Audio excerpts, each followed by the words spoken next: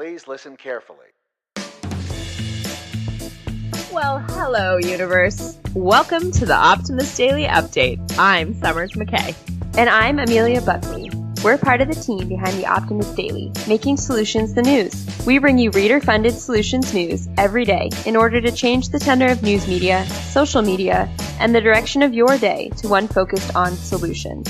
7 days a week, we publish positive news stories written by award-winning journalists and delivered online to your inbox and through our social channels. And also, we are sharing these solutions in a commute-worthy, walk-worthy, home office-worthy, Amelia's going on vacation now-worthy podcast.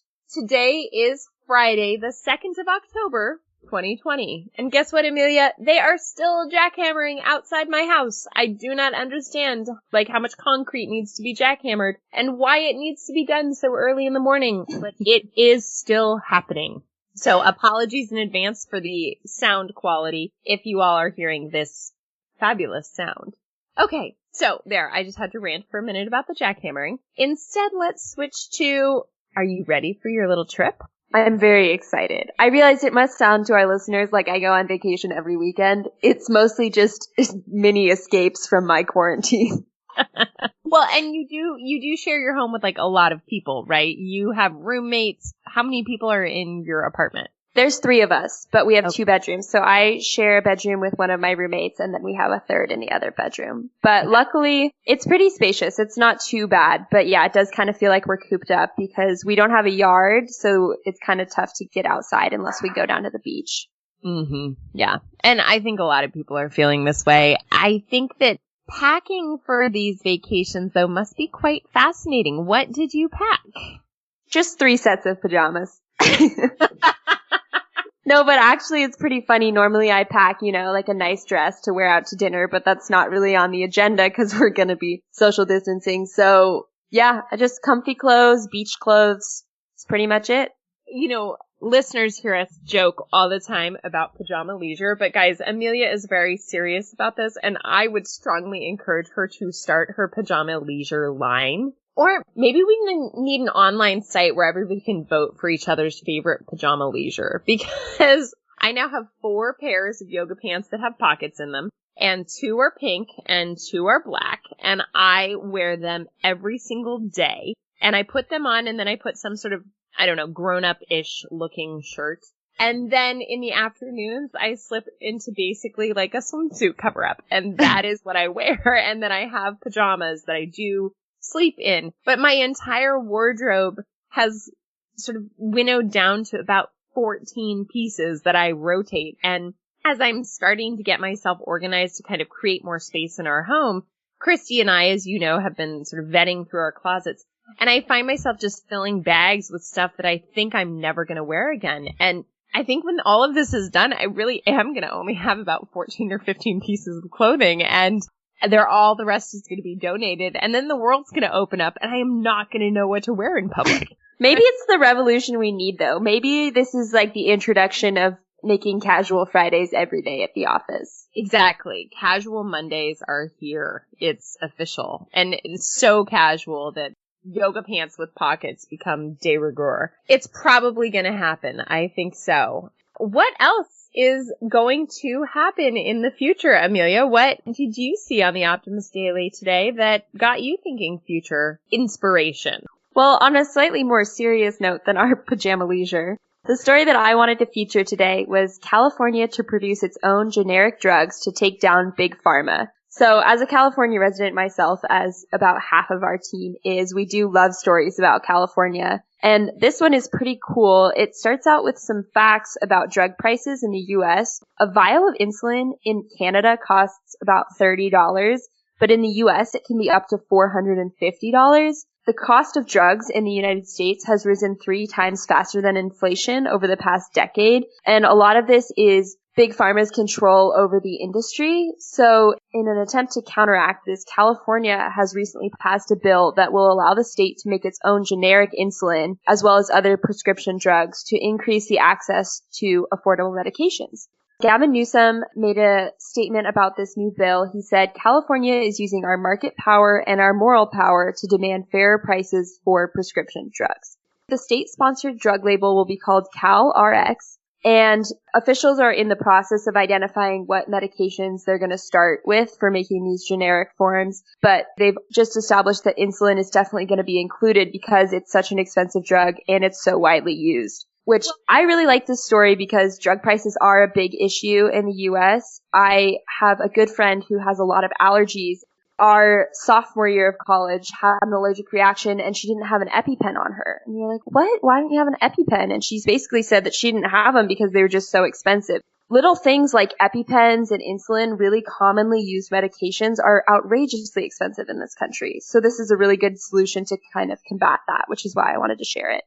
Well, and it's interesting because obviously the cost to develop new medicine and to innovate in medicine is incredibly expensive. It's incredibly expensive because there is a arduous system of testing to ensure efficacy, to ensure safety. Certainly we know this to be true with what started out as a broad and ambitious, and we're gonna have a coronavirus vaccine, and it's, all these companies were in it. And one by one, these companies are sort of getting knocked out of the process because it is arduous, and it's arduous for the purpose of keeping people safe. That being said, and while it is costly, everyday use drugs like insulin, like EpiPens, do not need to carry the burden of development costs for other large-scale medications. I also have pretty severe allergies. I've got a bee allergy and I have an anaphylactic response to bell peppers. And I will say my EpiPens are totally expired. They are completely expired. I still have 10-year-old EpiPens and I haven't replaced them because buying a new EpiPen is just, it seems ridiculous to me for the cost that's involved. So while we can't expect a total reduction in the cost to develop new drugs because we want the process to be well managed and ensure safety, these everyday drugs, insulin is basically like aspirin in the world today, right? The ubiquity of the need for insulin does not merit the cost of a vial of insulin. So I do appreciate that once again, California is making a big, aggressive move that will upset an industry, that will require an industry to make structural change. We saw this 2 weeks ago with the ban on gas-powered vehicles in 2035, which a lot of people were up in arms about. And I can imagine a lot of people would be up in arms about this too. And you hear all the time, oh, California is going to the dogs. And if you're a person of tremendous means, you're not in a good space in California. And it's because of these sort of sweeping mandates. But these sweeping mandates are what change an industry. And there is no one who can look at Big Pharma and not say that that is an industry that needs to be rocked to its core to change for the better. I sound a little ranty about this one. I guess this has kind of been a ranty week for me, huh? We don't have Kristy to pull us back on track. Exactly. We don't have Kristy to be like, simmer down, Summers, here's the science. But this is my fiery business brain here, once again reiterating that these kind of sweeping mandates can be the opportunity to launch into new fiscal growth. So if you read this kind of thing and you think, oh no, the sky is falling, they're changing things, shake it off and figure out a new business paradigm, because that's what we need, our new business paradigms. We also need animal stories.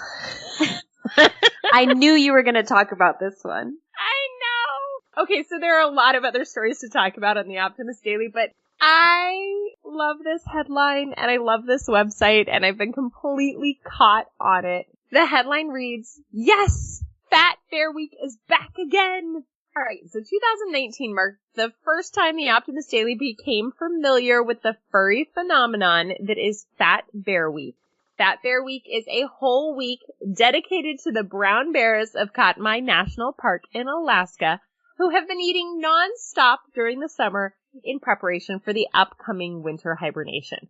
Literally, these bears, they're all numbered, and it's a very aggressive conservation environment where they keep an eye on these bears and they photograph them at post-hibernation as they come out of hibernation, and they track them through the summer, and they track their cubs, and then they take pictures as they prepare for hibernation, which is traditionally around the first week of October as these bears start to kind of tuck in for the winter. They have before and after pictures of these bears, guys. Like, literally, they have skinny pictures and fat pictures of these bears. And then they have a round-robin style voting where you vote for the fattest bear. It is the cutest thing. Last year's Queen of Corpulence was Bear 435, also known as Holly, who has become an internet celebrity. We started the summer talking about our bears in Yellowstone, right? Our great-grandmother bear, who is simultaneously a great-grandmother and a new mother, which kind of makes me feel good because I'm kind of an old new mother. And then we have fat bears at the end of the summer, which I guess also probably makes all of us in COVID feel good because rare. Speaking of pajama leisure. Exactly, because we've been in our pajama leisure and perhaps our queens of corpulence ourselves. But this is such a darling story, and it is a really fun thing to do. So if you have kids, or if you just are a kid at heart, head on over to their site. They have a bear cam, of course. So it's explore.org/fatbearweek. And today we were voting on bear number 32 versus bear number 719. Bear number 32 is winning 3,030 votes for bear 32 and 555 votes for bear number 719. Anyway, it's a lot of fun. It's very charming, and I think it's kind of a good way to, spend a little time just stepping out of worrying about Big Pharma or worrying about the election, and instead recognize that conservation and creative conservation storytelling is what really does help the animals be protected and helps us have awareness and information about animals and environments that need to be protected. I think it was a few weeks ago we shared a story about the narratives surrounding climate change and how convincing climate change deniers is a lot more effective when you use storytelling and personal narratives than just facts, and how telling stories about how you or your surrounding environment has been personally affected by climate change can do wonders for convincing people to take action on it. And this kind of plays right into that. If you're just hearing about the decline of bear populations and not really sure how it affects you, you're possibly not going to take action or be motivated to. But if you're online with your kids looking at pictures of bears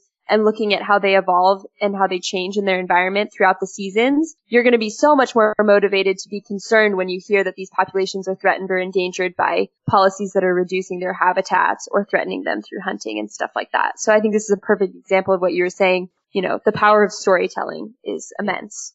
As much as we would all wish to be going to Alaska this weekend, what do you have planned for the weekend, Summers? What's on your agenda? Well, I think we're going to go back to the pool for sure. I am going to get a good walk tomorrow. It's my stay-at-home weekend, so I'm not actually going to go visit my parents, which I'm a little bit sad about because we really enjoy our time with them, but I also do need to do some stuff around the house. We're kind of winterizing our garden, and I am definitely filling up some more bags of clothes to take to our local women's shelter organization as we lighten the load in the house. I am struggling with figuring out what books I am willing to let go of, but those need to go too. My daughter found my bookshelf yesterday, actually on Wednesday, and she started pulling books out, and it was pretty cute. I posted this on Instagram, but she pulled out a book that's titled Nice Girls Don't Get the Corner Office. I was very impressed with her. So she had in her little pile, she had like a book about mermaids, tigers, unicorns, and nice girls don't get the corner office. I thought you were talking about Ava.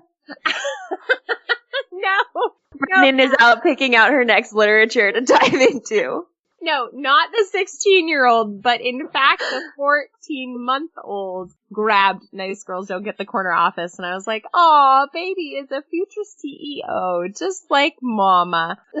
So there's going to be a fair amount of playing. My joke with my daughter is that she either needs to be caged or engaged. And that's sort of the rule around here, is that if you're not going to play with her, you can't just leave her out and about because she will find something to do. So we have all of these, what I call my baby cages, but they're these great big playpens. And she has begun to tire of her playpens. So I'm going to have to increase the size of the baby cages and the face of her play area. So there's going to be some home reorganization definitely happening this weekend.